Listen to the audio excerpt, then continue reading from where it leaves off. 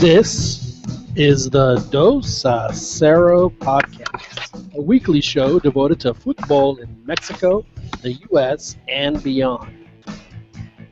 If you are a Pocho, Puma, Regio, Chiva, Cholo, Fresa, Tigre, Tapatío, Chilango, or even a Methodist, pull up a chair, crack open a cold one, and enjoy the next 90 minutes of heated football debate. Thus begins the Dos a Cero podcast.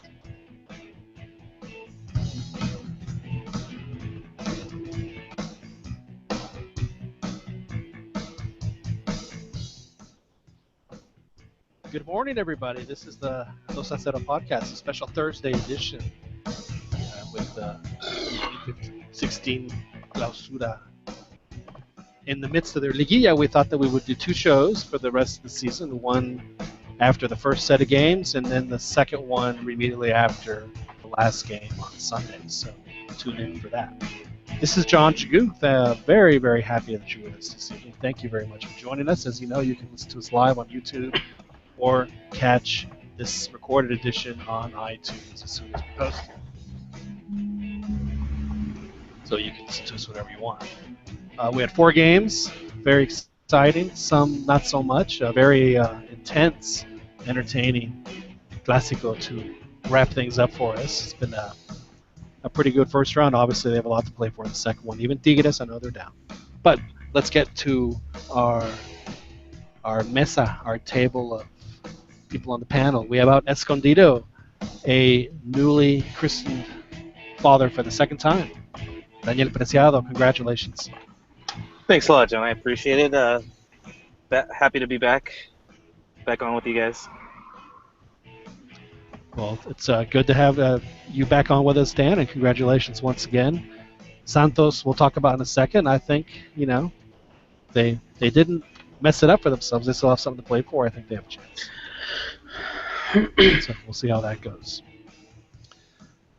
Out in Hayes County, Kyle, in the shadow of the weirdest city on the planet, at least in the U.S. Alberto Chiquiscampa, how are you, sir? Hey, what's up, everybody? Glad to be watching some exciting games.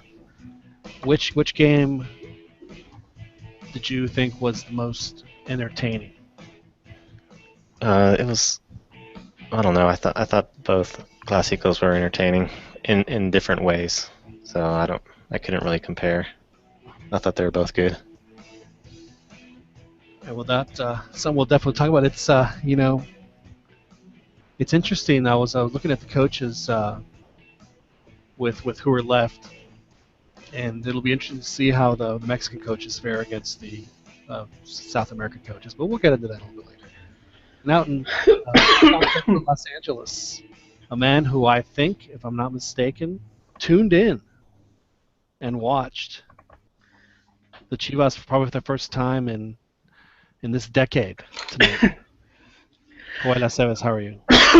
Greetings, John. I've been battling a cold for like 2 weeks now, but I did get to see the game today. Yeah? Did you enjoy it? I did. I had to see it online though. I didn't know that they switched the big games to Uni HD or whatever it's called. Oh, Univision Deportes Network.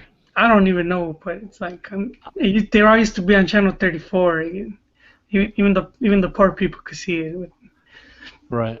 I'm not gonna lie. It's surprising that they did that, but I think that their other channels have such good programming, or programming that does really well that I think they end up losing an audience if they put soccer on. I think that's why they make that decision. But wouldn't the ratings be higher if? No, well, that's what I'm saying. Is that I don't think that the ratings for soccer would match the ratings that they get for the shows already. Oh, okay. Understood. I mean, it's the reason why there was never a game on Saturday night because of Sábado Gigante. I'm serious. The subbing circles need their telenovelas. Yeah, so I mean that could be wrong, and I guess it's a matter of looking at the ratings, but there's probably some cost issues too. But anyway, it's great to have everybody, and hopefully some other stragglers will be able to get on. We'd love to hear the Senators' take on his this game we'll talk about first. The big win by Monterrey against their crosstown rivals Tigres. So very happy for them, I'm sure, for Rayados fans. They got to do that in the Volcán.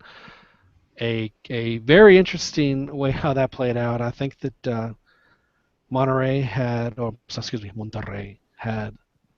what, about 4 shots on goal and scored on 3 of them. Isn't that what happened, Chiquis?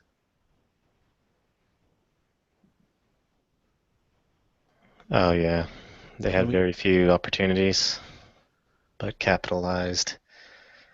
Tigres had more opportunities, but failed. Now, do you think that was more because I often wonder about good goalkeeping. It's like, was it really good goalkeeping, or were they just, happened to be in the way, or maybe cut off the angle, which is good as well.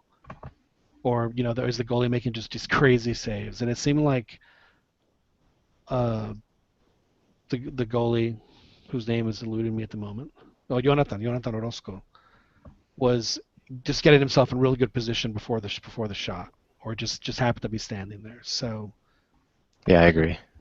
I don't think but there were others spectacular saves, never seen before saves.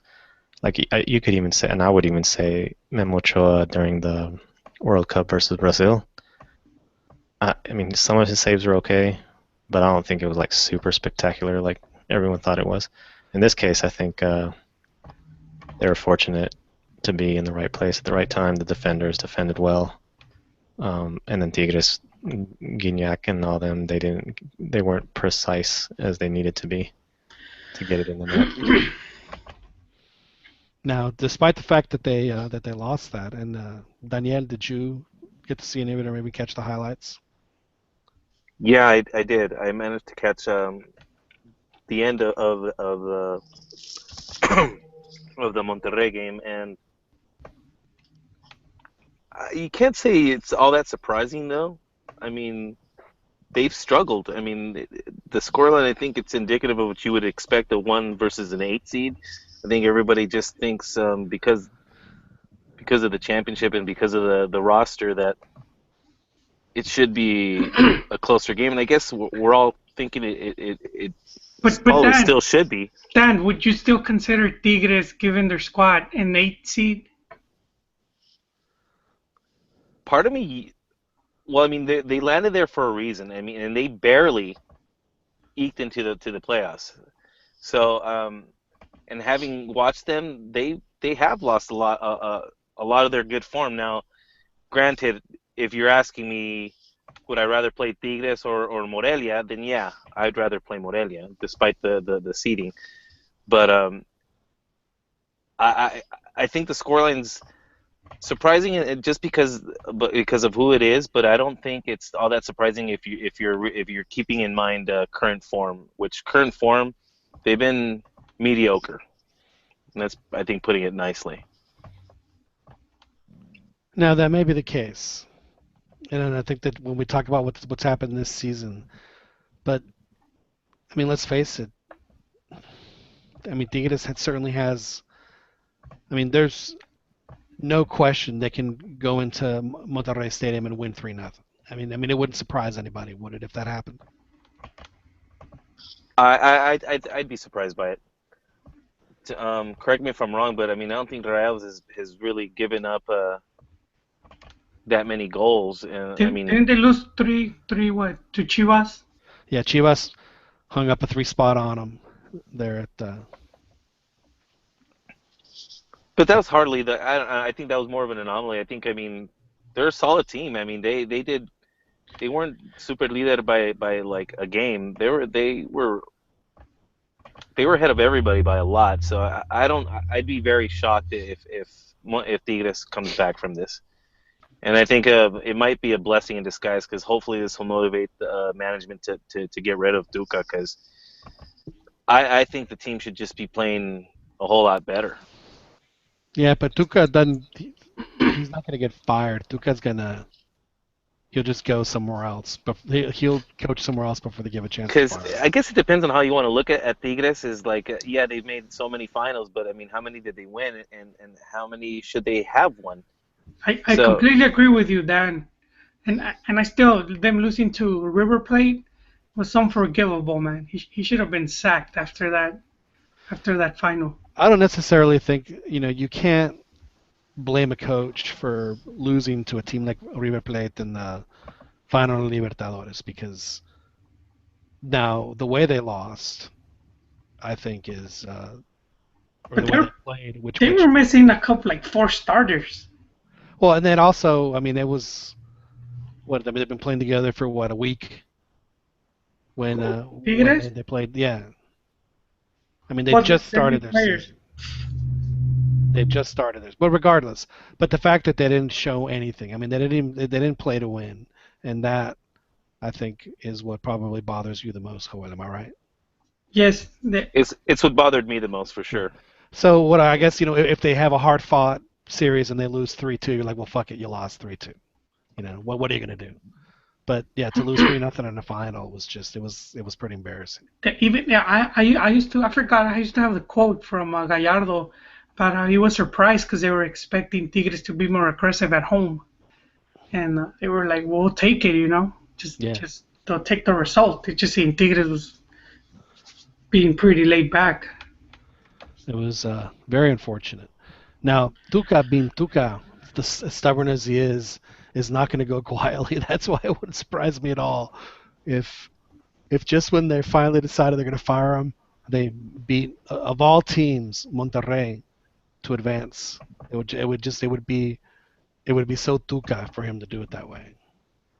I actually think that Tigres played pretty good this first game. They controlled, and I tweeted this also, and I think I mentioned in the chat. They had possession, they had opportunities.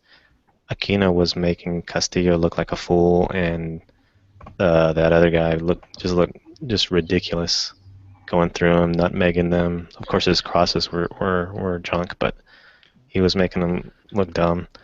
They had opportunities at goal, and I said, I tweeted out that it reminded me of how Mexico would dominate the U.S. in friendlies or in even qualifying, and then the U.S. would get a last-minute goal off the counter, and that's sort of like how Monterrey played. They weren't bunkering totally, but they were counter-attacking.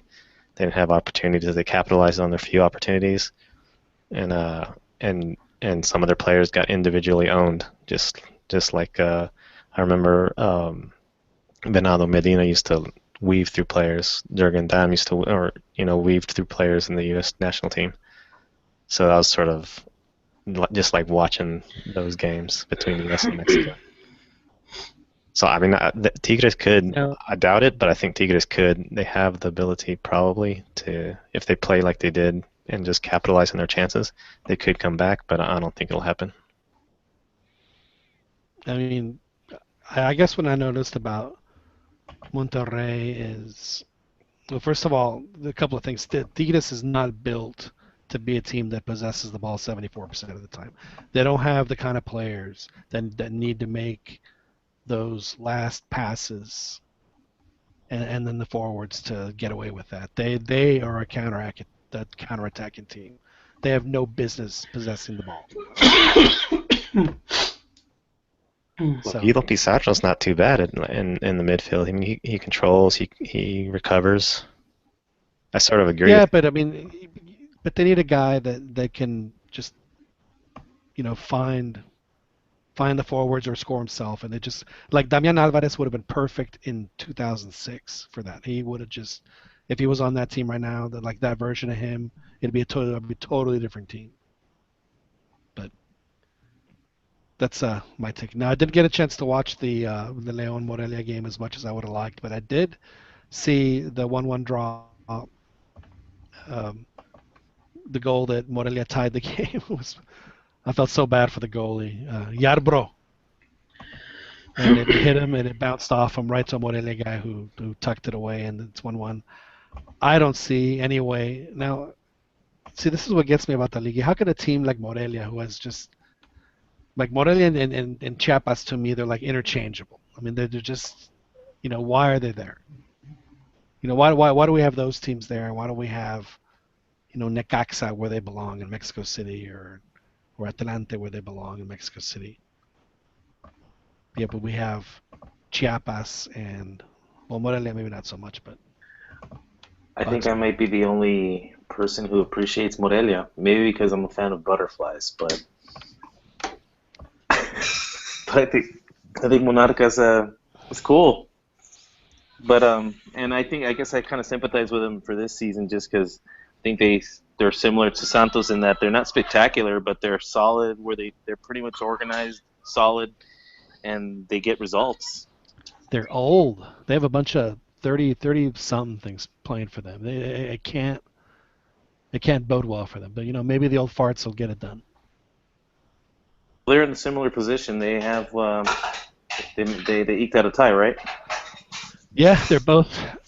Santos and Morelia are both going up against the Slim Empire in Pachuca and León with the 1-1 draw. All right, well, let's get right to it. Let's get to the game that everyone wants to talk about. You know which one that is, right, Holly?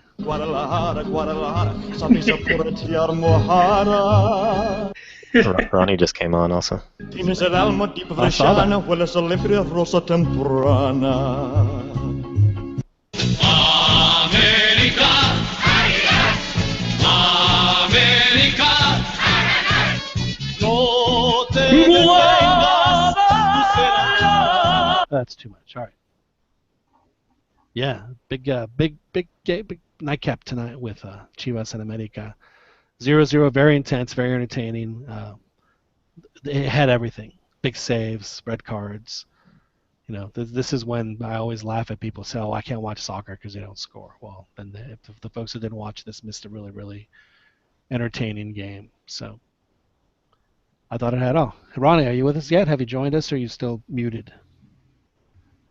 Still muted. Just give me a little bit, guys. All right. Sounds like Ronnie was a little busy. Maybe it's a good thing he's muted right now. But Joel, you got to see your first Chivas game since the early 2000s, so please tell us all about it. It was quite predictable, and when just the way they were playing, I don't think Almeida had anything up his sleeve to try and surprise America. So they pretty much, I feel they knew what to expect. And then what was disappointing was when they have the man advantage. And I was talking with the guys on the Twitter, and I was telling Ronnie, don't worry, this is like in 3 games at home. Going to happen. I was saying that at this season alone, like Chivas 3 times at home they had a player advantage, and they never figure out how to make the most of it, and they didn't for 20 minutes.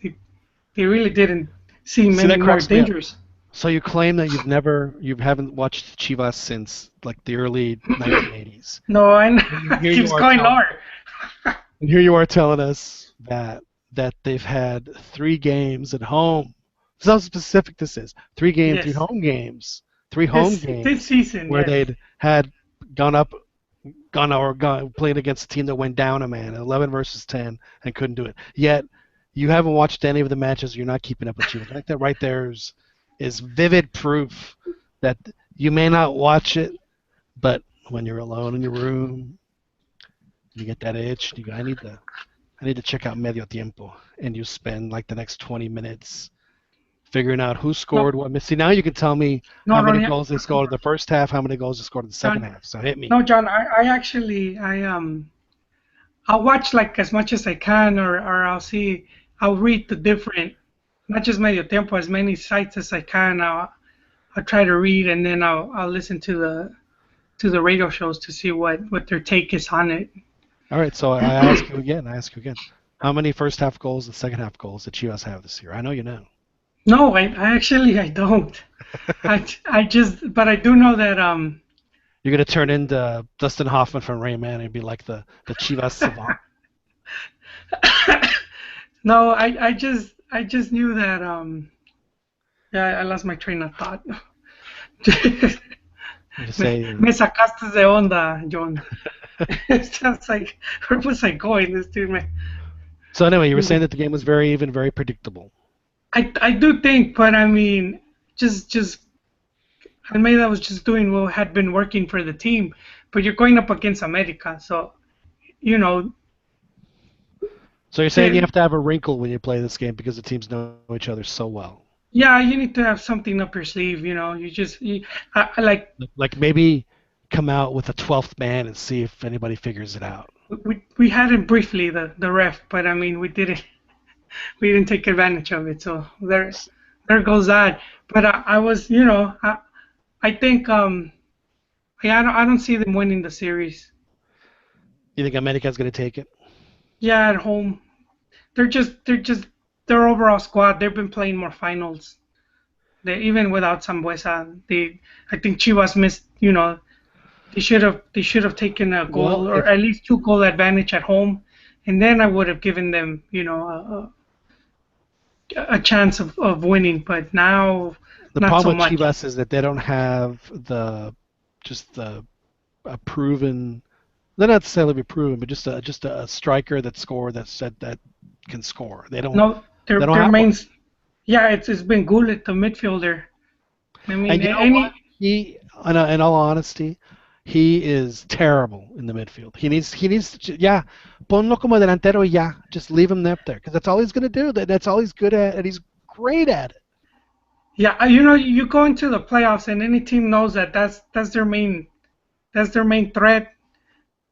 You know, it's pretty obvious they're gonna do whatever to take him out of his game.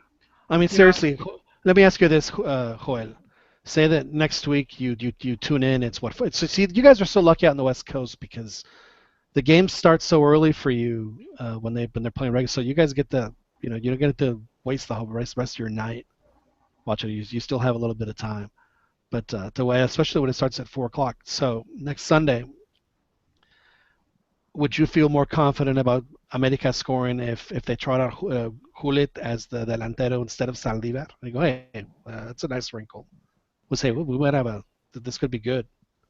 hey, you know what? It could be. I mean, it's why not? Why not? Exactly. Why not?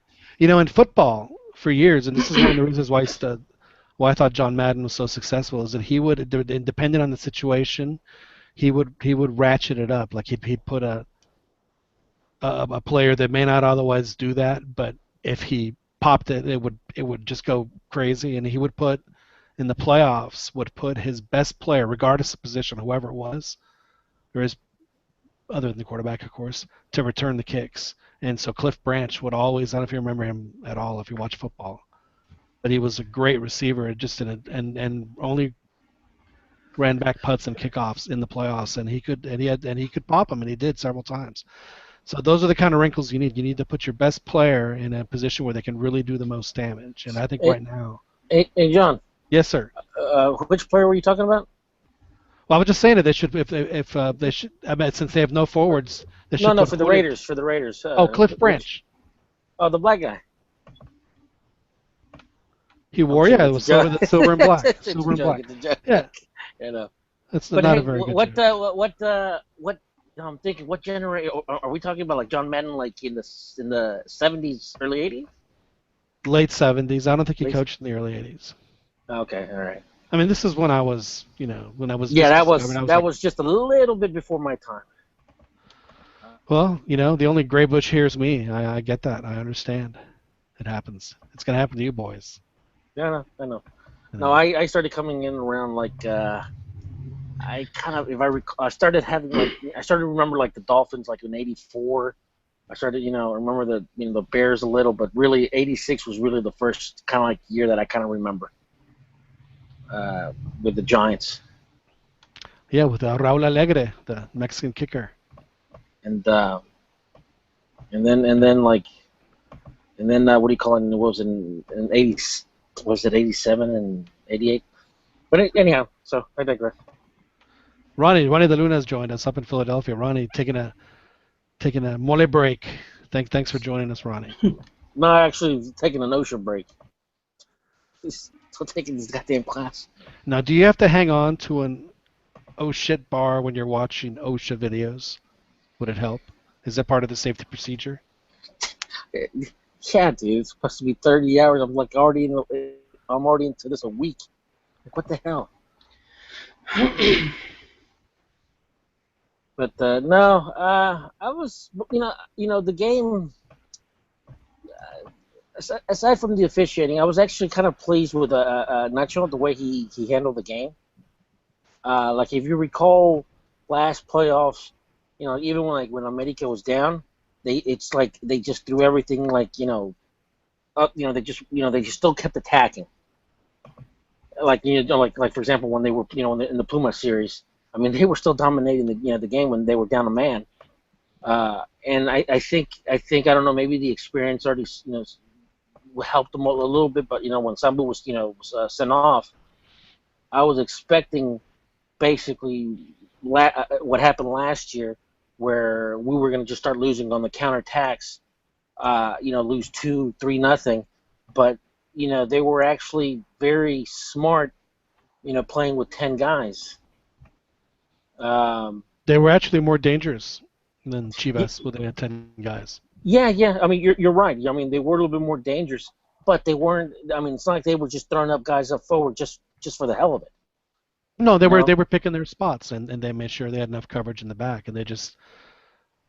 One thing that I noticed, and this is it just kills me, and I've noticed it my entire effing life, and it's not something that we should be proud of, but the thing that bugs me the most about watching Liga MX is hacen una de más, man, and they do it all the time, and it just drives me crazy. All of them, without fail. Hey, Ron, Christian Farias has a question. He says, is Ambriz a better manager or the guy in the OSHA video? Which guy in the video? Who knows? Your favorite guy in the video? Oh, yeah. I've been posting a lot of pics, of the class. But yeah, I think that. Yeah.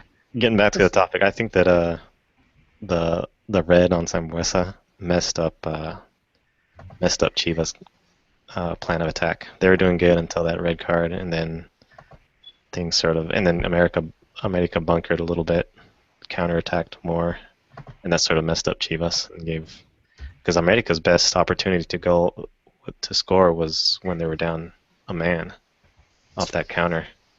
Uh-huh. Well, I think that the reason that they were so dangerous is that America, they understood that they couldn't F around. They just had to get it down and just don't think about it. If you see it, make it happen. And that's how they set up a lot of their plays there at the end. And if Chivas would have done that when they had opportunities, if a guy would just make a quick decision, this game could have been very, very a lot more interesting, I think. I was actually thinking about this, during the game, for whatever reason, whether it's this series or if they, advance going into the semifinals or even make it to the finals or, whatever the case may be, I was thinking that, as much as I don't like a lot, there's, you guys know that there's certain players that I don't like. I'm not a big fan of Rifle Andrade. I'm not a big fan of Arroyo. I'm not a big fan of Darwin. I'm not a big fan of a couple other of the players on the team. But originally I was thinking, after this season, I'd like for Nacho to start basically building his own team, because I'm actually quite, I don't want to say impressed, but I'm pleased with how he has a team, because what was it? I think I saw a video a couple weeks back or a couple months back where Thierry Henry was talking about Pep Guardiola, was saying that that he said that Pep would say, look, my job is to get you to this point of the field. From this point on, it's up to you guys.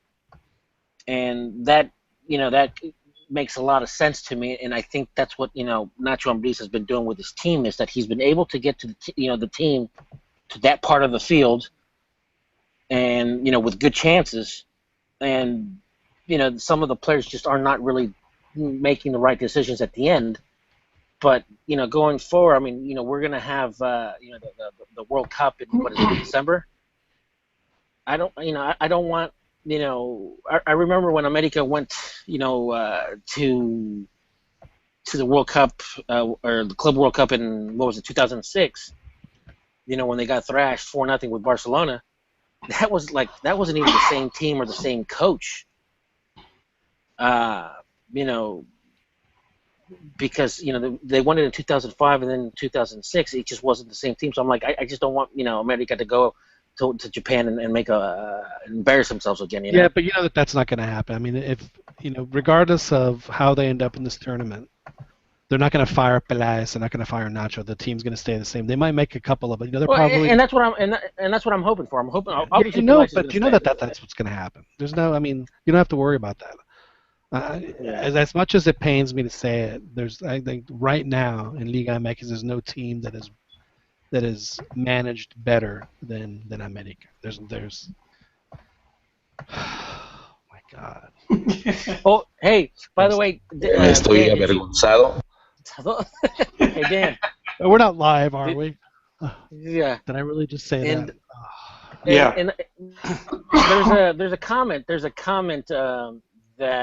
when Sambu got sent off, they said that the team had basically was sending him to a shrink, but that it didn't do anything.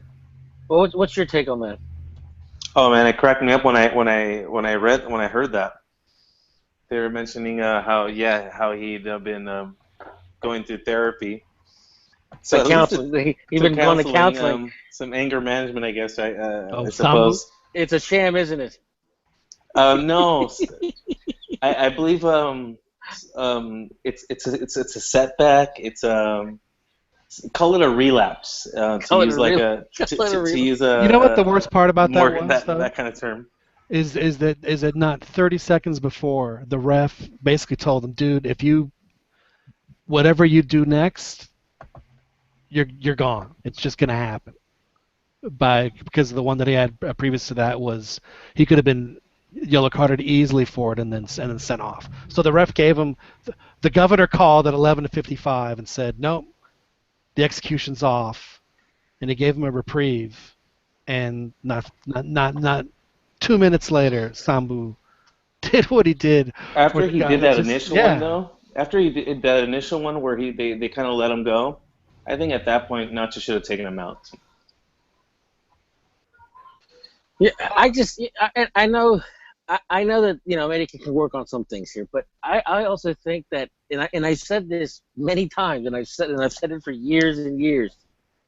I'm still, a lot of referees just don't know how to officiate a damn game with America. Dude, no, I'm serious. Listen, look, just hear me out. And I know you guys, you probably don't want to admit this, but I mean, going back from, and you should know this, John. I don't know what we're yelling about. Going back, I mean, you can remember the days with, what's his name, Antonio Carlos Santos and stuff like that, or even Cuauhtemoc Blanco. How those guys, I mean, they would just even look at the referee wrong, and boom, a card. Dude, that's because they developed. But then you'd get Saturnino Cardoso, or even Borghetti, who would just go off on the refs, dude, and nothing. Of course. And I'm like, Jesus, what the hell? Dude, don't you know that your company needs a villain? Yeah, but it just pisses me off. It pisses me off. It's pissed me off for years. I get rustled. But, I mean, Sam, come on. He's a punk, man. That's great. Well, just look at his actions. I don't know what he's saying, but just look at his actions after the first yellow. He's like looking down on the ref like you're some kind of idiot for giving him a yellow. What are you even doing on the field? And just the way. But he's an RG, dude. He's an RG. That's how they talk with their hands. Yeah, I mean, it was just he should have been careful after the first one. I agree with Dan. He probably should have been taken out. but Nacho Ambriz in the press conference, they're like playing it down. Is like Sambo's an important guy, but he's not. He's replaceable. He's saying. So they're confident, obviously. Well, they have to. He has to. Brothers and sisters, let's bow our heads and pray. Yeah, I mean, you got to have some humility. They can find their spiritual center. We pray that they will open their hearts and let Brother Chiquis in. So you're saying Argentinian players are arrogant prick punks that are going to get red carded in the Mexican League? Way to twist that with Beto. They need to be humble like Chicharito. No. Best player. No, I heard the same thing. That's what I heard. No, what I'm saying is, and if you guys I've told you guys plenty of times, subscribe on YouTube to Fútbol de Primera. You can watch a lot of great, soccer matches, from Dude, from I'm Argentina. telling you, the company needs a villain. They're not going to sell them as the good guys. Look what happens to the good guys in Mexico. They get, no one wants to see the good guy do well. They want to see the good guy do well. No, but I'm just saying. There's always been they have to have an anti-hero. America is like the Breaking Bad of Liga MX. They have to have a good anti-hero, and that's how they sell it. Yeah, like I'm not saying, like I said, I'm not saying Sambu's an angel. None of them are. But, like I said, when I'm watching other games, like when I'm watching Cruz Azul, when I'm watching, other teams, it's like, I mean, those guys, some of these teams can get away with murder, and I mean, Sambu just with a look, or just making one of the a typical You're such an apologist, Ronnie, especially for Sambu.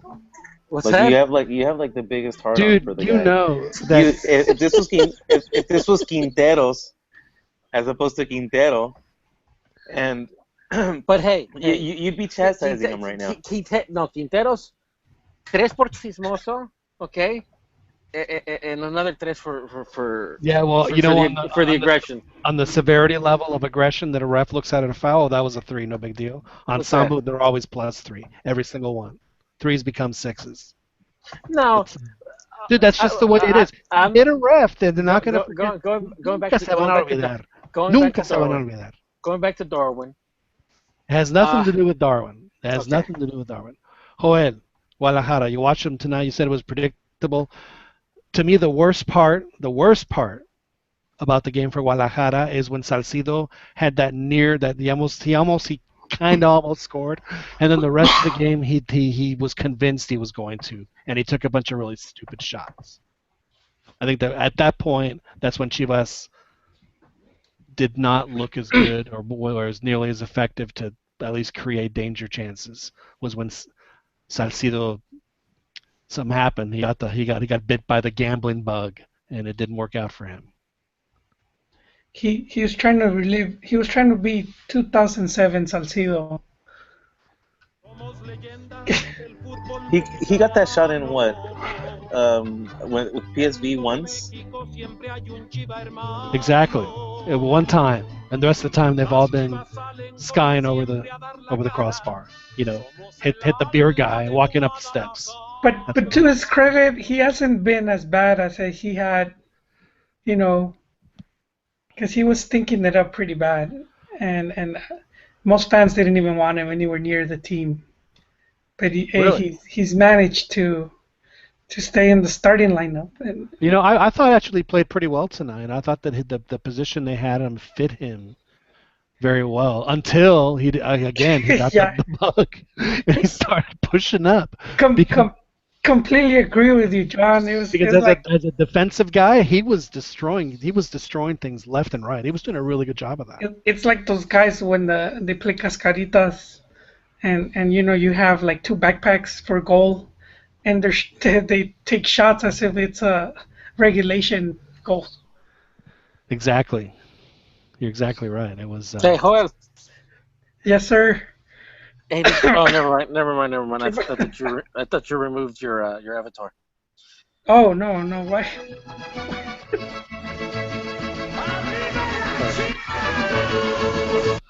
Hey, Christian has another question for you, Ronnie. What aggression were you talking about with Darwin? Which for what, this game or just in general for Tres de Chismoso? Oh, I didn't bring up Darwin. It was actually Dan that did. okay. Ronnie was angry with him because Quintero, I believe, got sent off in the Champions League. One of the Champions League Y games. tú I forget nunca te which one. olvidas, Ronnie. Nunca te olvidas, güey. No, You're just like the refs with when they go up against America, man. You have a long memory about guys that get sent off. And he's got no memory for Sambu. Like he sees it like him, but like it's that's his boy. You know, he can do no wrong.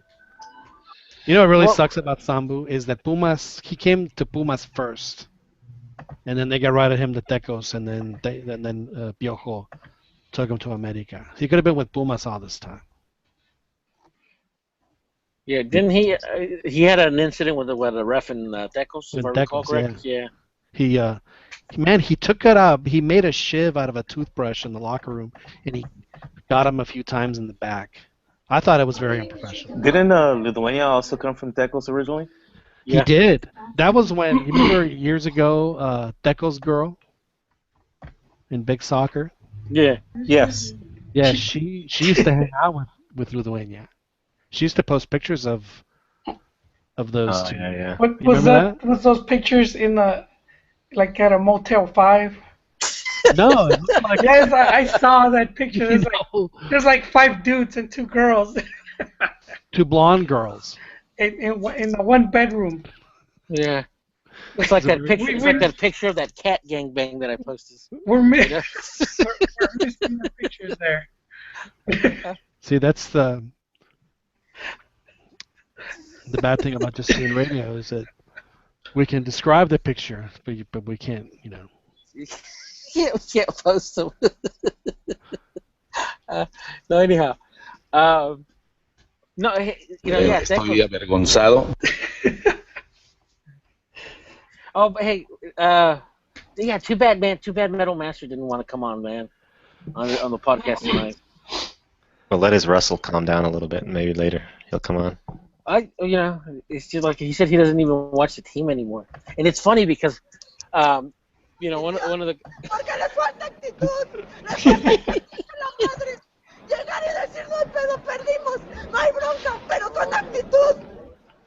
Dude, I texted that to a buddy of mine here in Philly, right? And and then I called him like a couple times, and he didn't pick up.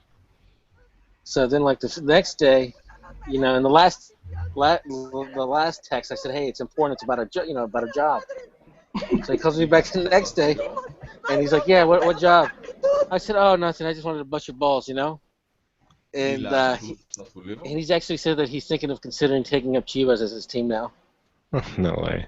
I swear to God, dude. Dude, everybody that I know that's a Cruz Azul fan, dude, they're just in the gutter right now, dude.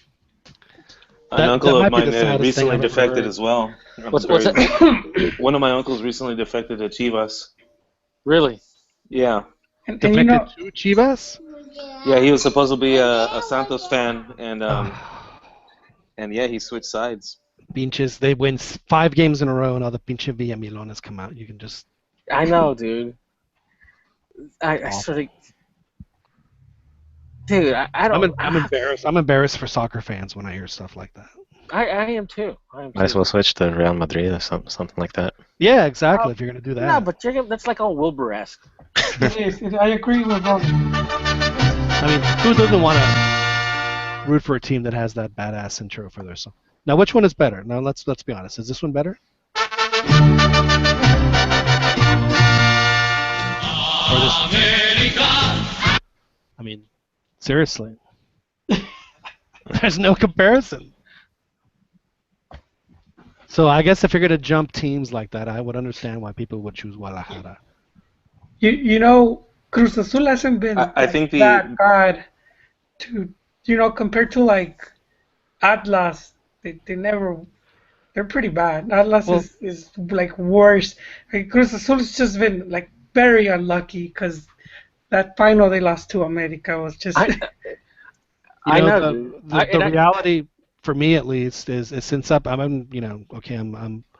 started paying attention in the mid to late 70s, And since that time, there have been maybe 3 teams that have just been incredibly consistent, and Cruz Azul is one of them. They're just always there. They're always there.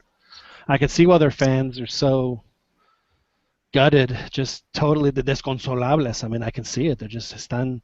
Well, you also have a lot of melodramatic. Like for example, did you see that video or that clip on YouTube of Carlos Albert talking about Cruz Azul and the problems are the two Alvarez brothers and Carlos Hurtado. Sufriendo cada torneo lo mismo.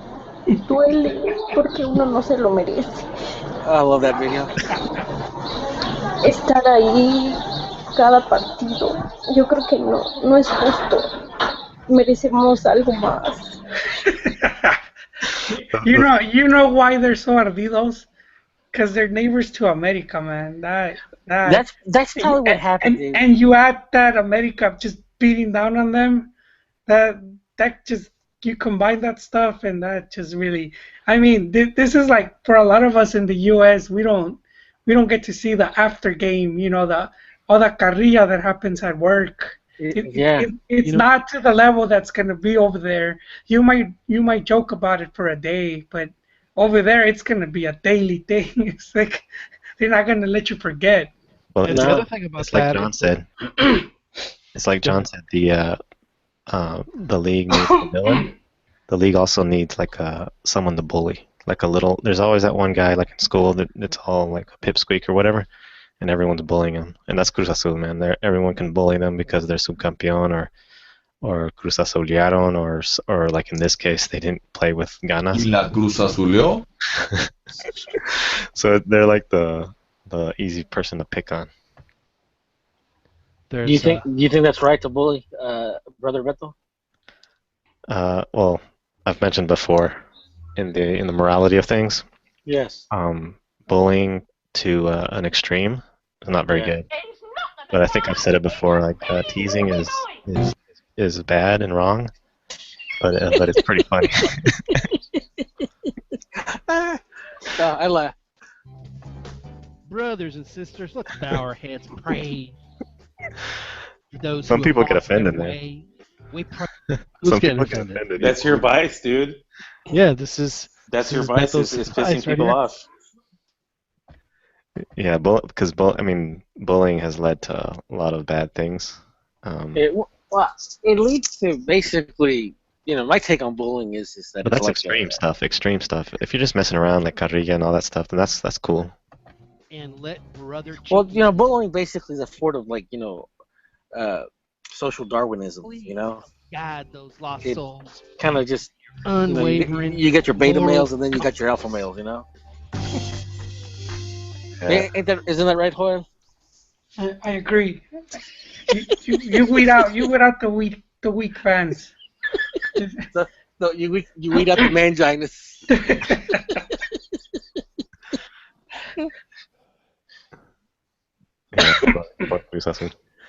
But I mean, yeah, I think they've been consistent. They've been good and stuff. They just haven't gotten over the hump.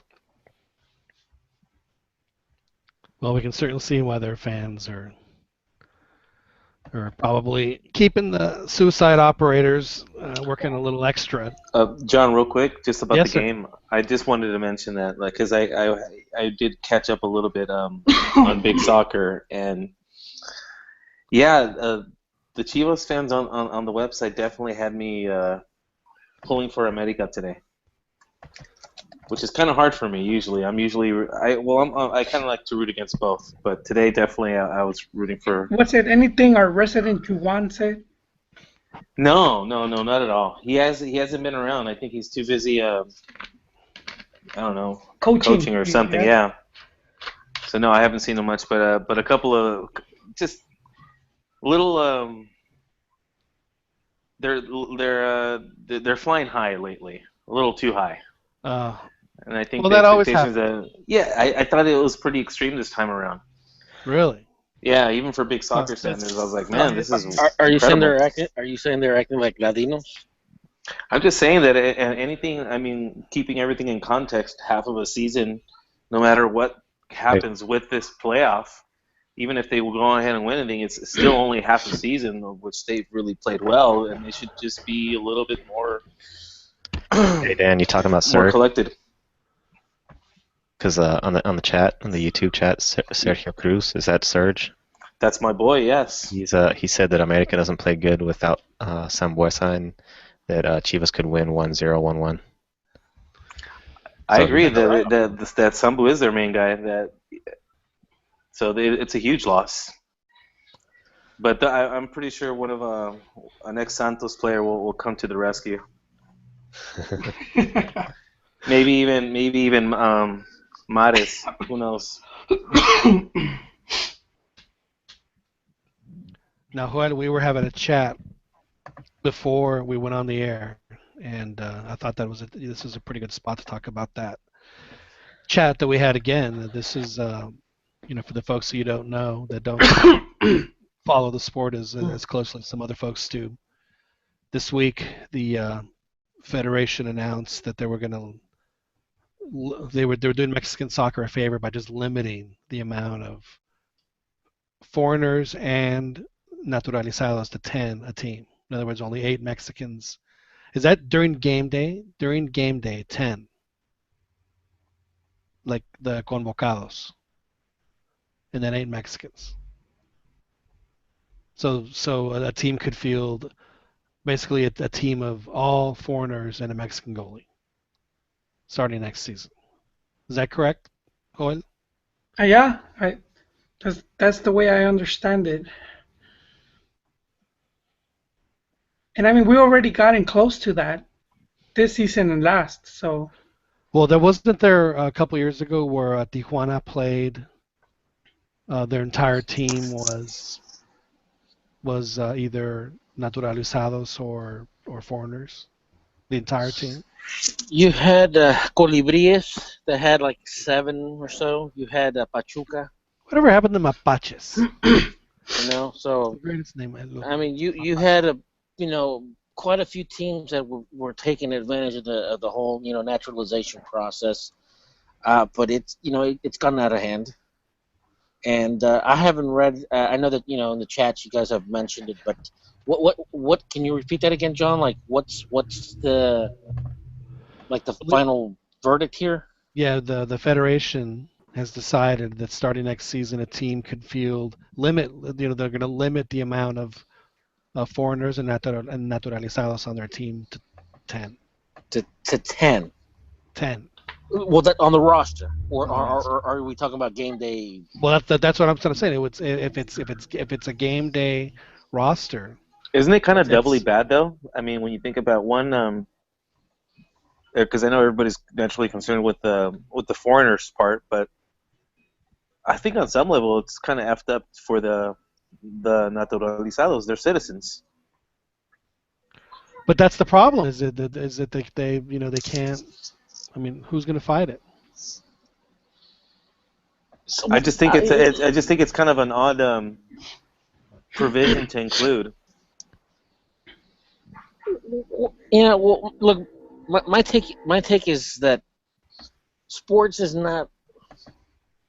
Yes, it's a job, technically because you're getting paid, but it's not like. I mean, you can get fired tomorrow. It's a business. Exactly. What I'm saying is, like, if you're a carpenter, if you're a cook, if you're an engineer, whatever, and you're let go, your boss has to give you a reason. If Nacho just doesn't like, I'm just gonna say, Osmar Mares or whatever, he just doesn't like him. Hey, I mean, you can. I mean, La Volpe didn't call upon Blanco to go to the World Cup, and what the reason was that's because of I needed 2 10s, or you could give whatever bullshit excuse you want, and it is what it is. But Cuauhtemoc deserved to be off the squad though. Good thing you parted. I said we'll talk about that later. We'll talk about that one. No, but what I'm saying is that there's certain rights that like traditional employment has, and then you have your sports where if you don't have to give the player a reason as to why he's playing or why he's not playing, And I mean, we have Olympics for a reason. We have World Cups for a reason. And part of that is I mean, after all, the Mexican Federation is a nonprofit organization, and their mission and their purpose is to basically promote the game. So I mean, when you're basically when you're filling all the spots, or you're filling you have 7-8 players that basically players that cannot go onto the national team. You're kind of like shooting yourself in the foot, because you're not really promoting your own game, within your own boundaries. Well, funny you mentioned that. We did seem to notice that there could be a play here. Isn't that right, Hoyle? Yes. It could benefit another league. What could happen? Well, MLS could just start bringing in more players. There was already a meeting with I don't know why they were having it.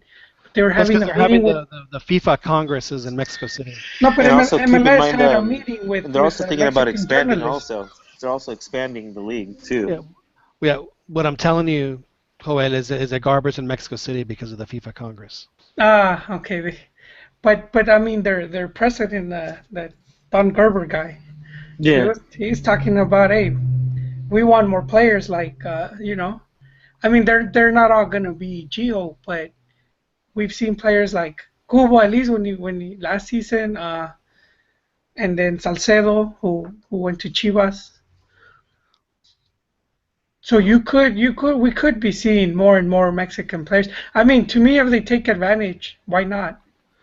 Wait, unless Donald Trump wins.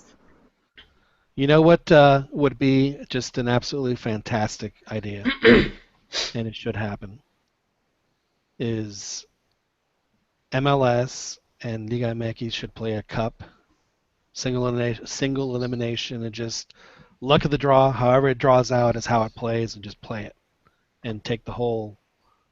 Well, but they have their stupid. You talking like an open cup?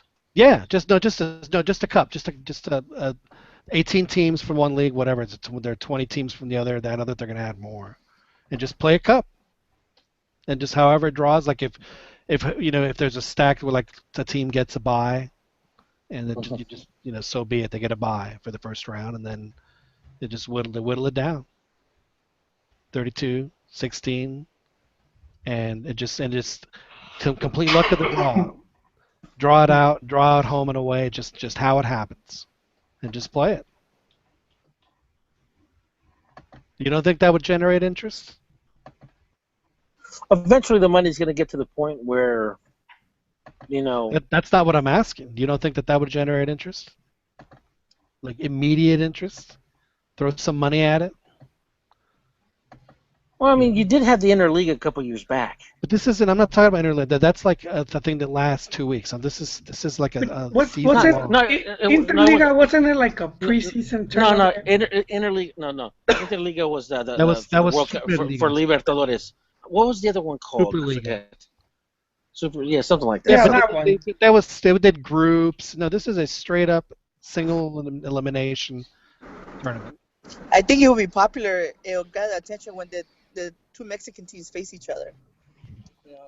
And nobody's gonna want to go. No, but that's my point. Is it? I mean, honestly, John, I'd rather see MLS teams get into the Libertadores, and to cut some of our flight time, to schedule more, rather than going all the way to South America. Ronnie, the CONMEBOL president was talking about that. Yeah. I didn't read everything about it, but I know that that they thought about that, and even Garber, thought about that. Getting MLS teams into Libertadores. Man, it would be so hard if Seattle or Vancouver or any of the East Coast teams had to fly to Buenos Aires. I mean, that's like a 20-hour flight. That is just no.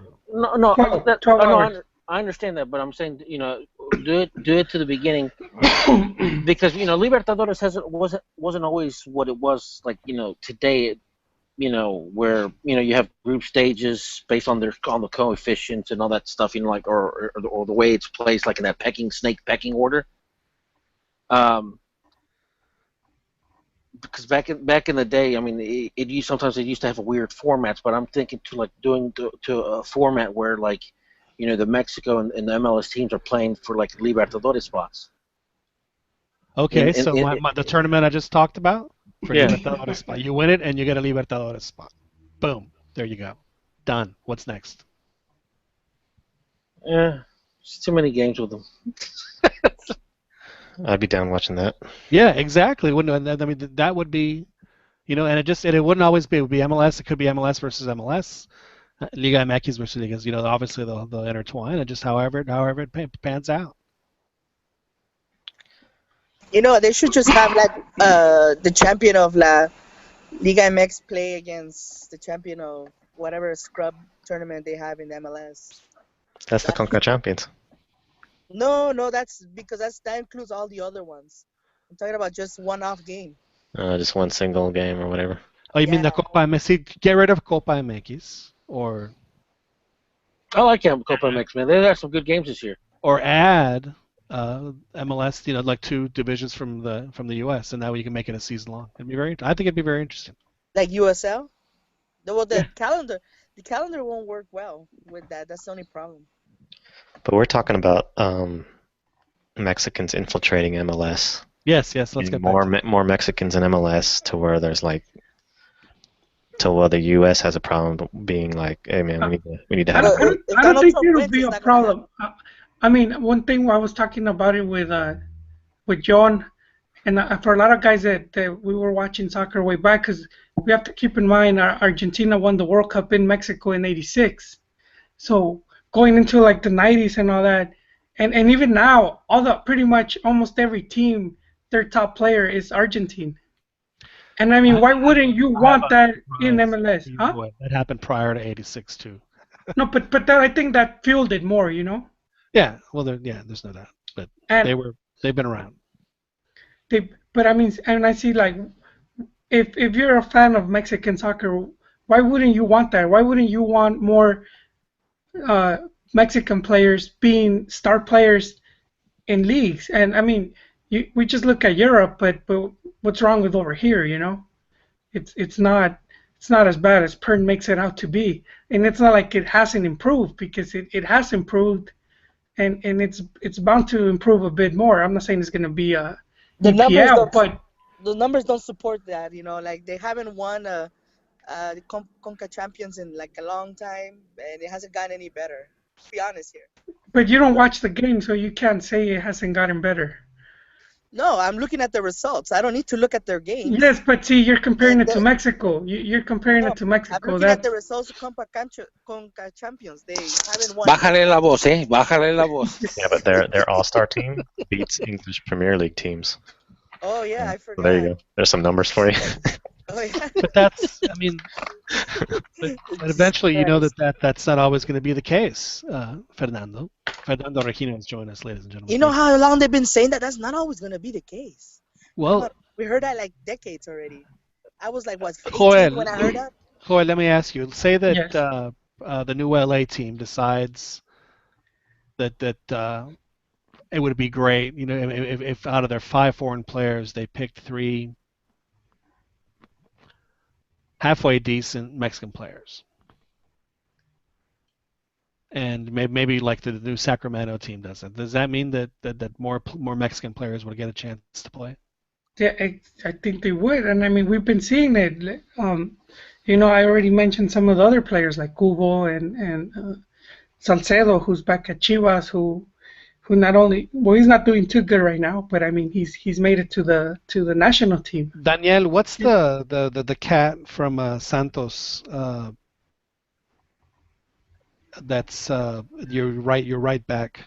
He's like a Guti Estrada type, but he's an American. But he, what I'm talking about? A. I know who you're talking about. It starts with an A.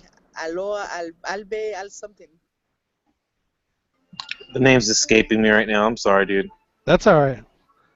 But Abella. No. Abella. It's another guy. You're talking about the Mexican American, right? Yeah. There's one there? Oh my god. Yeah. Yeah, it happens. Orbaños? No, Find his name. I can look it up. We have Give these me a sec. magical machines where you can type. It's like computer. Tell me where this. I'm on my phone. Alvarez? No. Oh, Albella. José Javier Albella. Parecen nuevos.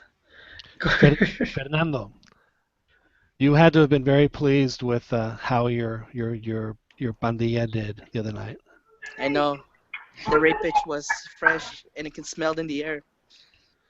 Did you have any doubt at all that Monterrey was going to win that game? Absolutely not. It's I knew that Monterrey was gonna kick some serious ass. You were 100% convinced. I would have bet you if you would have wagered. You would so we could have bet like 6 months worth of house payments or rent checks. Well, I don't think you can afford my rent, so. But, I got a question for you, Pern. All right.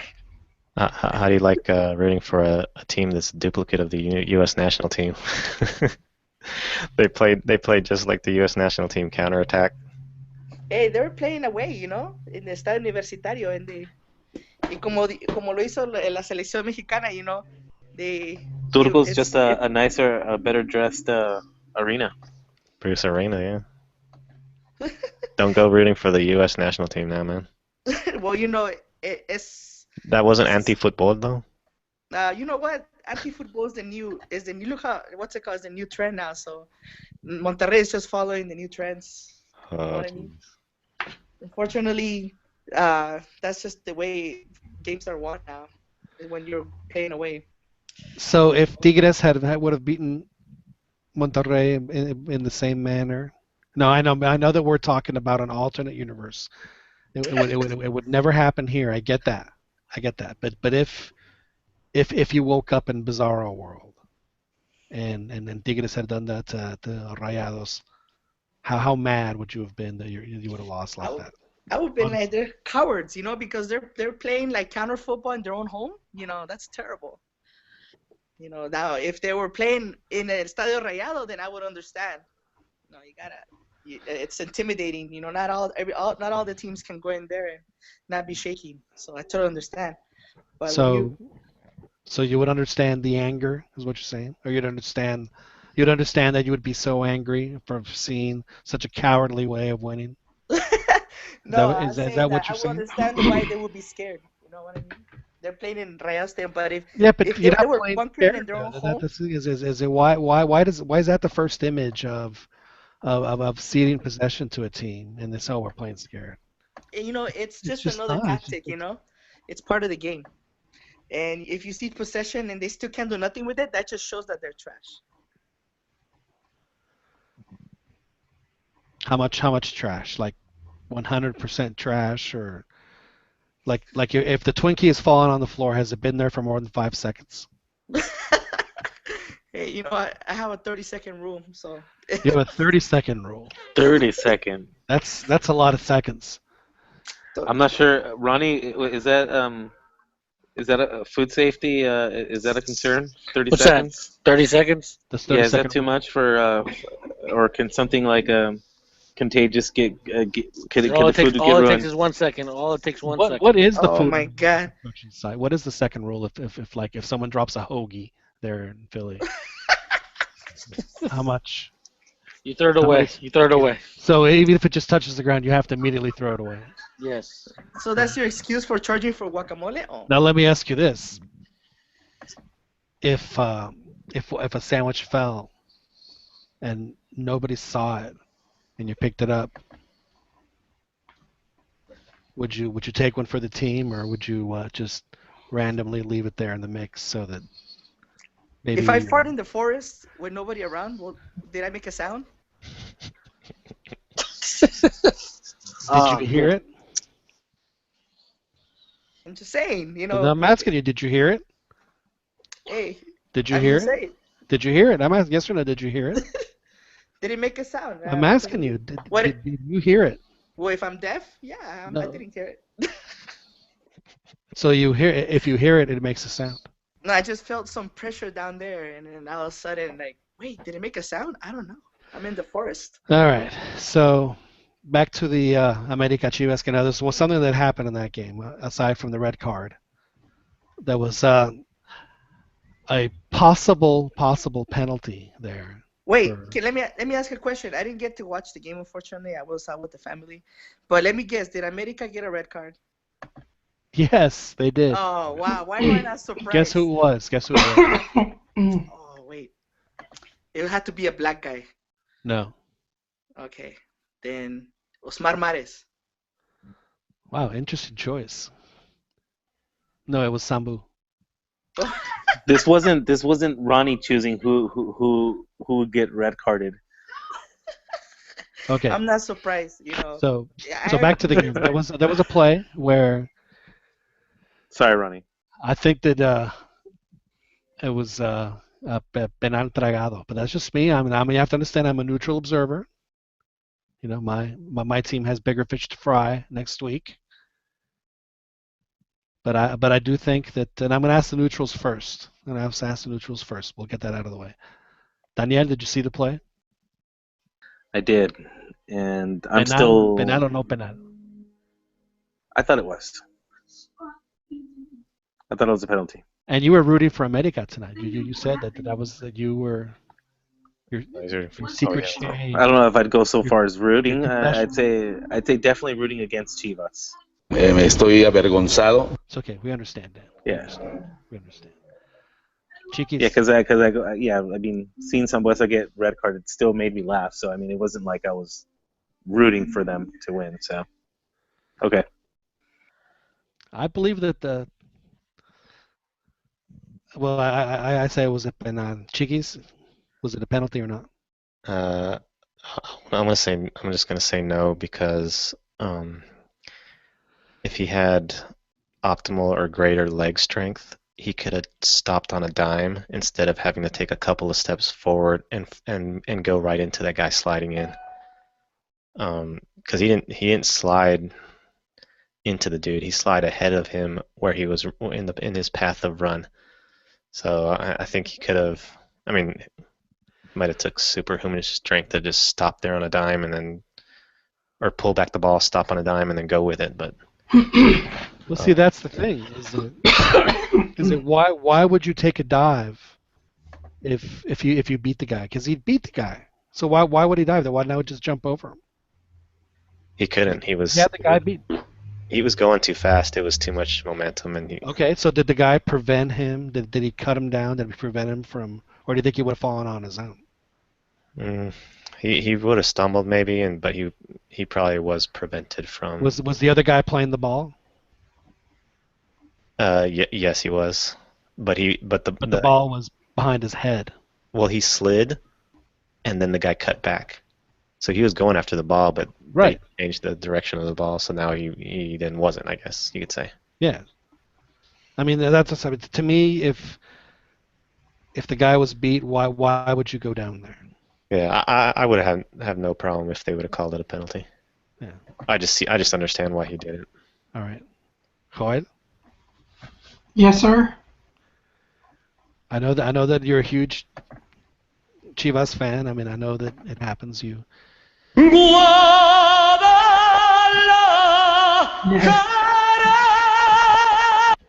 We understand. So, was it a penalty or was it not a penalty? I didn't. I only saw it on first.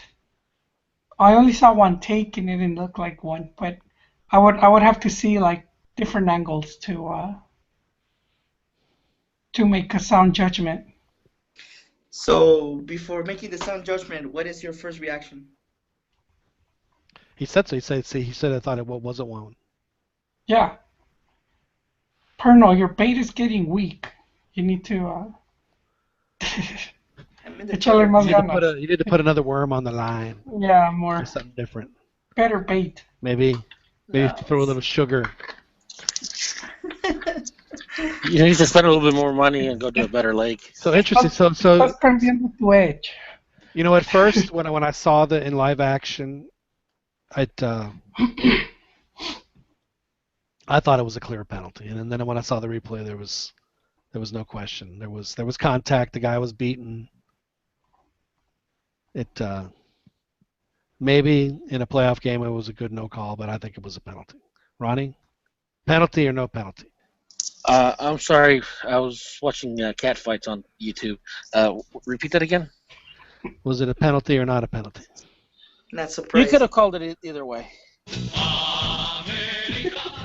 You could have. You could have probably called it. Yeah. Going. No, I mean, this ref. I don't know. Really, also didn't agree with the red card on Chivas. No, I didn't. That was a straight red. That was there was no question. Granted, I didn't watch the replay because I was doing other things. But it looked like it. Was like, did he come completely from behind, or is that why he gave it to him? Because it looked like he was soft. Other than coming from a little bit from behind. It was basically a culmination of three plays that were each more violent than the next, and his was far and away the most violent. And then the guy he just came both feet studs up right into Paul Aguilar's his lower He leg. didn't hit him though. He stomped the floor, the grass right before hitting Paul. Yeah, it was. But he was going in fast. He hit him. He hit him enough.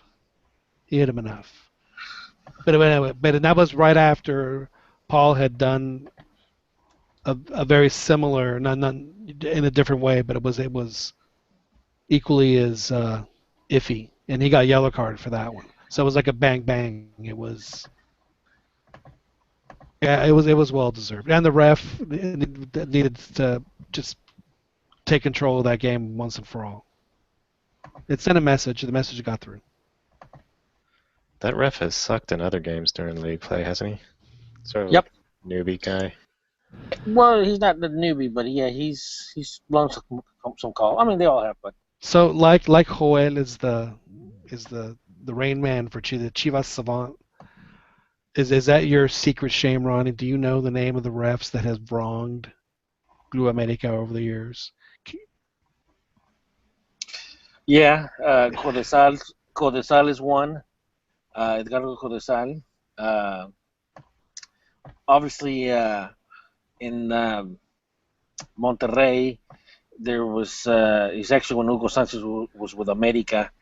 Monterrey was bitching and moaning that the Mexican Federation went to go get a damn referee from Costa Rica. Come on, the Costa Rican league. And America got hosed.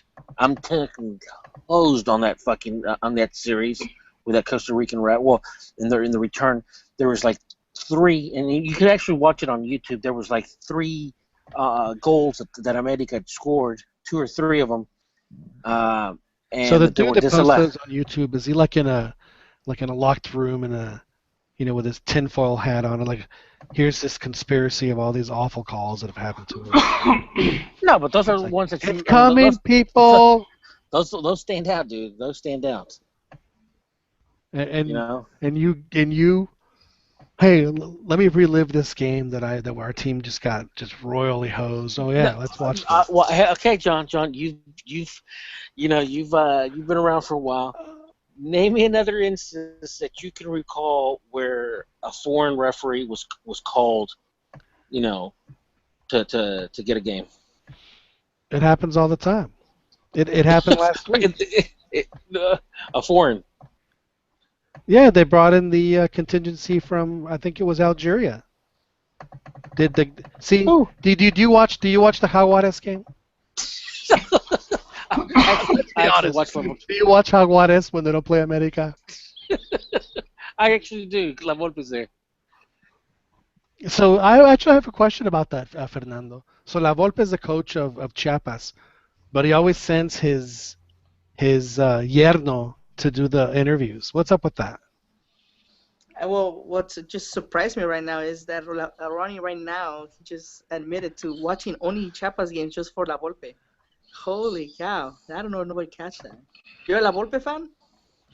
What's that? What you know? What I'll put it to you like this.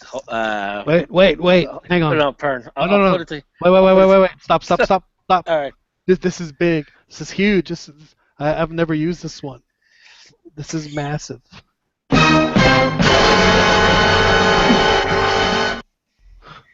Go ahead. I mean, it seems like you know what? I'm gonna miss La Volpe when he's gone. La Puente's gone. Okay, But that's a your bunch. political. That's your politically correct answer. No, no. What I'm saying is, it's like the coaches that I kind of like grew up watching. You're gonna have like be nostalgic for. You know what I mean? And I'm seeing like all this new group of coaches with their damn grape smuggling pants and Well, you said something once that very struck me, now, man. and it kind of made me sad for him just because of how it ended up. You said that you ran into him. Was it in Leipzig? Yeah, Before the Argentina game. Yeah, before the Argentina game. It was like all by himself, right? It was all because I'd gone to Leipzig. I'd gone there like around I got there like 2-3 o'clock in the morning, and I didn't even know that that's where the Mexican national team was staying, but there was a huge crowd there, and the next thing you know, I see a barricade, and then I kind of realized that that's where the Mexican team was at. So I just I showed my media credentials, and boom, they let me in. And as soon as I went in, boom, like right in front, like in the lobby, you had Brody Campos, you had Alberto de la Torre, you had just a bunch of the MFF entourage there with like it was just basically family, like their wives and stuff like that. And then to the right was the bar, and La Volpe was just sitting there by himself, drinking some coffee or something. Estaba tomando un cafecito. Oye, toma Yeah. Okay. And I know that Bernard will know this. I know I talked a lot of shit about La Volpe, dude. But I mean, just like when I looked over, you could literally sense, you could see the concern, that he had, and it was just. How were you feeling? How were you feeling when? I just approached him. No, I just approached him and I just told him good luck tomorrow, and he shook my hand. He was nice enough, and I just left. I just let him be. See, I think Ronnie, as you get older. No, but here's another thing. No. Why little by little, I started changing my mind about La Volpe. Well, that's another thing that I did like about La Volpe that I read that and these are the things that a lot of the press doesn't say, but one of the things that he did was the gold medal that he got for winning the '78 World Cup. He actually got that molten down, and he actually bought more gold, and he made the team, the World Cup team, he made them pulseras. And I thought that was a very very nice gesture. That is a very nice gesture. Man, you've gone soft. You've gone soft on La Volpe. You're dulce for La Volpe. That's interesting. No, I'm still a La Puentista. I mean, and what you're seeing now, like with Ambriz, because Ambriz, remember, he was influenced a lot with La Puente. Back in the Necaxa days and stuff like that. Is Vasco La Puentista too? What's that? Is Vasco La Puentista too? I wouldn't say Vasco. I wouldn't say that Vasco's a La Puentista. I mean, Vasco was coached, with Reynoso. He was coached, by a lot of coaches. I don't recall La Puente ever coaching Aguirre, either in Puebla or no. He was never in Puebla. He was never. He was an assistant for Mejia Barón in the World Cup. Yeah, he was in '94. But I mean, I wouldn't say that Aguirre is a La Puentista, but I mean, I know that Ambriz, obviously, the players that were like in the mid '90s for Necaxa, Ambriz, Peláez, Ambriz, Peláez, Aspe, those guys were obviously, greatly influenced with, La Puente, even El Chepo, De La Torre, with Puebla when what's the name, Coach Puebla. But no, I don't know. I just miss. I miss you can those. be I'm honest gonna here, miss Ronald. those coaches. You're Yeah. among friends. You're among friends. You can be honest. Uh-huh. Do you wear your La Puente hat when you watch America? La Boina. Do you? No, You can be honest. It's all right. You're among friends. Nah. You don't want to get it off your chest. Come on, man, You just let it wear out. your little.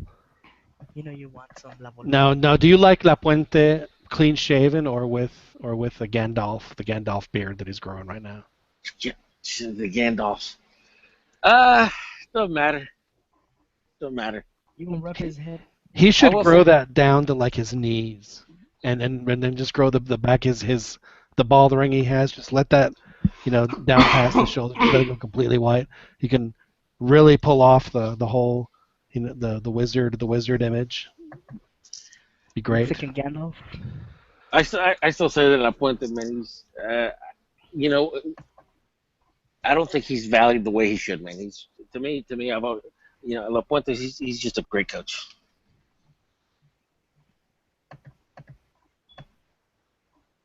He's been proven to fail though.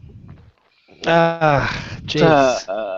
Every coach wins and loses. It happens. It's just part of the business.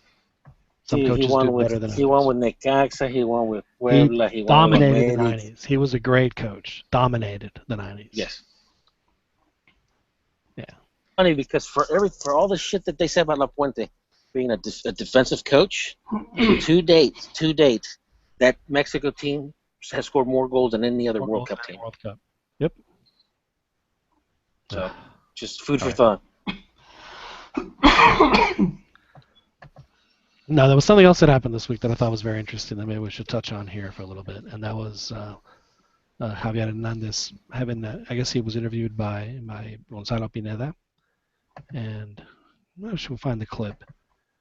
Did anybody get a chance to see it? Maybe y'all can discuss it as I look for this clip. You talked. You mentioned it. I haven't heard it though. Well, I'll get I paraphrased, of course, what he said, and I will keep that paraphrase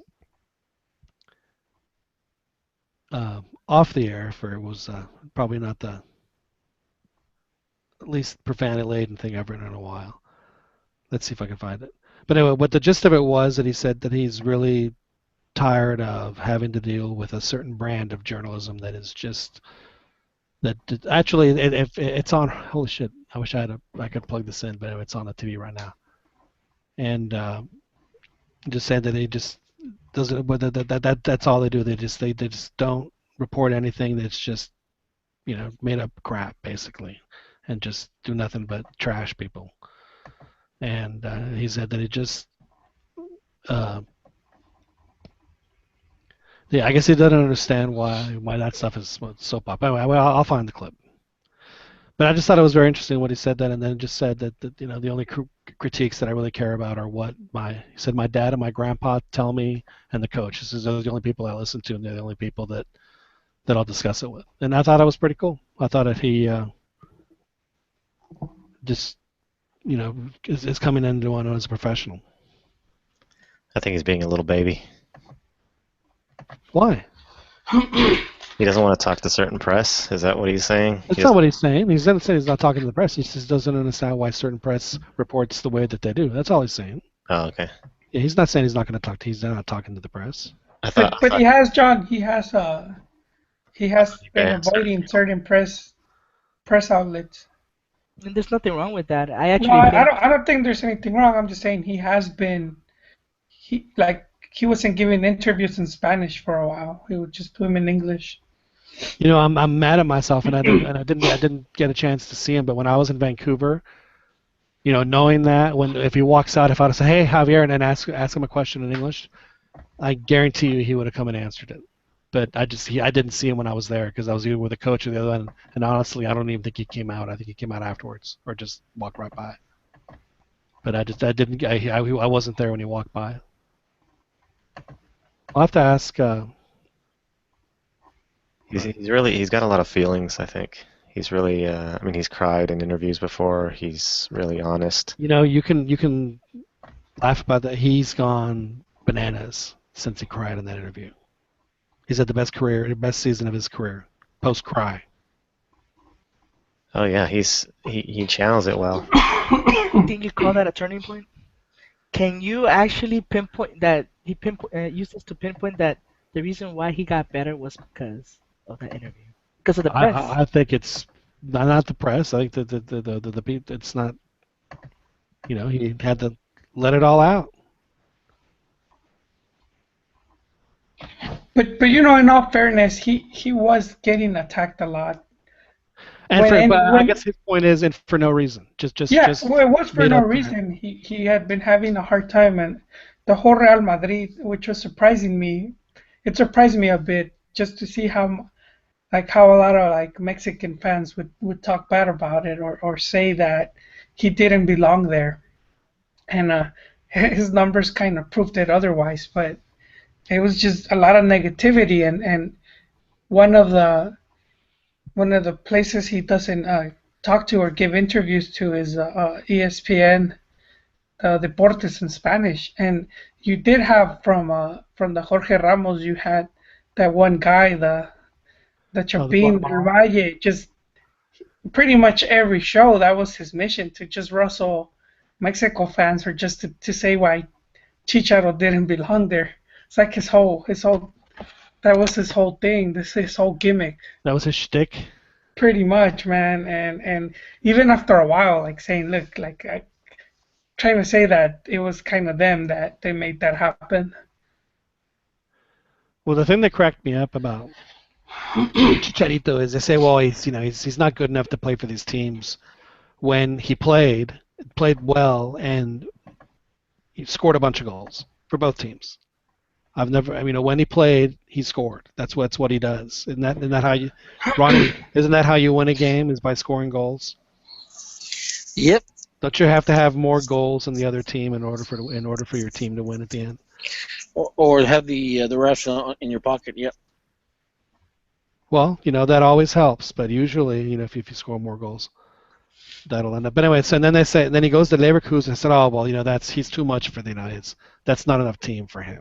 The league is not, up to his standards. He could do better. Is what they're saying. So it's like it's like as if the Bundesliga is just a terrible league. So I understand his point. It's like what he's like. What do I? I've proven myself over and over again, and you guys continue to just trash me for no reason. I guess it's good that he doesn't talk to these guys that are hating, because last thing we need is a Nitty type of embarrassment where he can't handle criticism and then he goes all twitchy and stuff. You guys know where it started? It started around the world during the World Cup qualifiers with I think it was Martinoli, where Chicharo missed like a goal, and he went up on this rant how he shouldn't be part of the national team. Yeah, he's too emotional. He would, if he was interviewed on the spot and got insulted, he'd probably go all crying or say something dumb. And do you honestly believe that would happen? He would do. He wouldn't cry, but he would say something emotional and probably cuss out the dude or something. What's wrong with being emotional? Then it's going to be some whole drama, like the whole Neri Castillo stuff. That stuff was like an embarrassment for him. But don't you think that Chicharito in the going on 8 years, or 7 years he's been in England, has been able to channel that a little better than most players in any sport? Maybe he would. How often do you see him play with emotion, other than just trying so effing hard to do well? Like seriously. On the field, I've seen his emotion just go a little bit overboard. Sometimes he'll go too spastic or whatever. How often? It's very few that happens, but most of the time he's hustling and he's doing what's right. So that's very little. Chicharito may not be the greatest forward on the planet. And he's I certainly think that he's if I had to make a list, I'd put him on a top 10 for sure. But I don't really especially for Mexico, I don't see a player that's more professional than he is. He is just an absolute pro, a pro's pro. Yeah, I agree. Impressive That's talent. why he doesn't talk to those guys. He doesn't want to be baited by their. Exactly. You know, he's Chicharito controls his message, his image. I have no issue with that.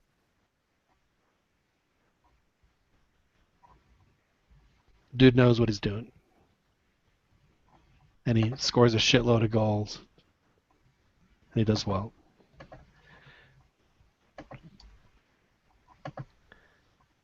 I agree. Well, I think that on that note, we should probably wrap it up. We'll do this again on Sunday night after the Dan. What's going to happen? Oh, I don't think Dan's on with us anymore. That's too bad. I was asking him if Santos was going to pull it out. Yeah, I heard the whip and then he had to leave. Well, he just had another baby, so we can certainly excuse Dan needing to step off. Fernando, is Monterrey going to coast to the semifinals then with a 3-1 lead? I think there's a chance that Monterrey will win a 4-0 at Estadio Monterrey. So Monterrey clear to the semifinals. I understand. Good to have you with us. Thanks for being able to join us, Fernando. Thank you. Likewise. Ronnie, I know it's very late up there. Do you have to get back to your OSHA videos? Yeah, dude. They're fucking boring as shit, dude. Do they at least not have like soothing music to keep you calm? No. Is it one of those stupid where you have to take a test and to make sure that you're taking the test, it's like we interrupt this test to make sure it's you. What's your social security number? And you have to type. Nah, what happened was, I don't know if you guys. I know that it made national news, but like 2 years back, there was a building collapse here in Philadelphia. It killed like 8 people. There was a demolition contractor that was just the guy that was actually operating the long story machine. short. Long story short, as a result of this, they want everybody that's in the trades to be certified with OSHA. So it's like now it's like coming into effect. So it's like shit. So I have to. I mean, I did have OSHA training. It's just they want for owners and supervisors and managers that you have to have another one. So I was like, oh crap. So you have to sit around for 30 hours or 10 hours, whatever it is. Yeah, stuff like that. So I got to do it, Well, thanks for joining us. Thanks for bringing all your energy. Appreciate it. All right, man. Well, man, I have to congratulate you for actually watching a Chivas game. Congratulations. Thank you, John. I had to see it online, but I got around to it. Well, man, when I was a kid, I used to have to. When I was in Philadelphia, we didn't have Univision during it was like the 1990 World Cup.